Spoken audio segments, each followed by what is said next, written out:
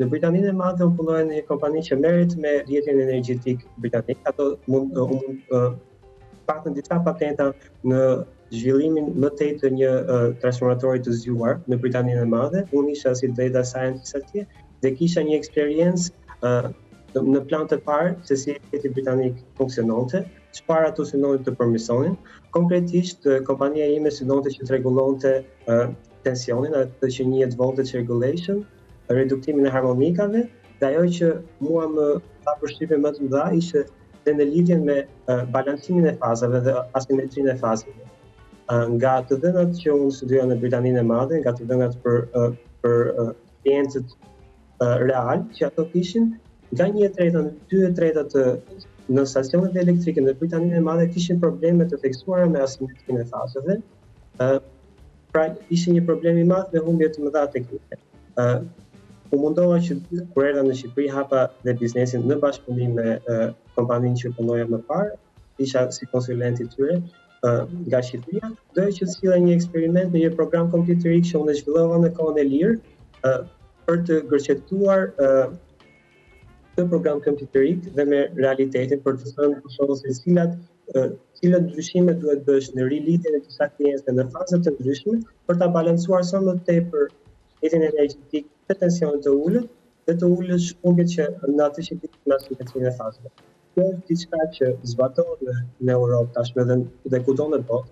Ato her pas here shikojnë se cilat transformatorë kanë probleme me asimetrinë e fazave dhe mundon të rritin transformatorët që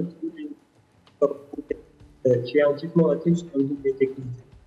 Ajo që doja të bëja unë është të sillja një raport përfundimtar si ta maksimizoni të humbjet. Por në Shqipëri duhet akoma më tepër për të instaluar fillimisht metrat të zgjuar. Besoj se në Kosovë është pak se më avancuar në Shqipëri nga kjo pjesë.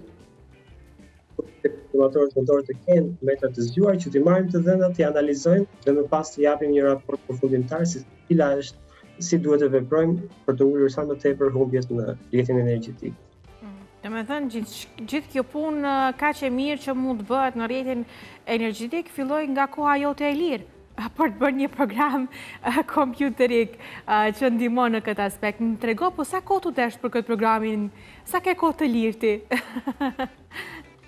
Po, unë kam, nëse diçka e zbaton me pasion, nuk e llogarit as pak kohë. Këtë program unë e kam nisur ta zhvilloj që nga janari besoj para 2-3 vitesh. Jam nisur nga pak çdo ditë nga pak orë për të pasur këtë program kompjuterik, po padyshim ajo që dhe unë doja të bëja në Shqipëri është sepse të duhet një eksperiencë në fushë për ta përmirësuar akoma më tepër.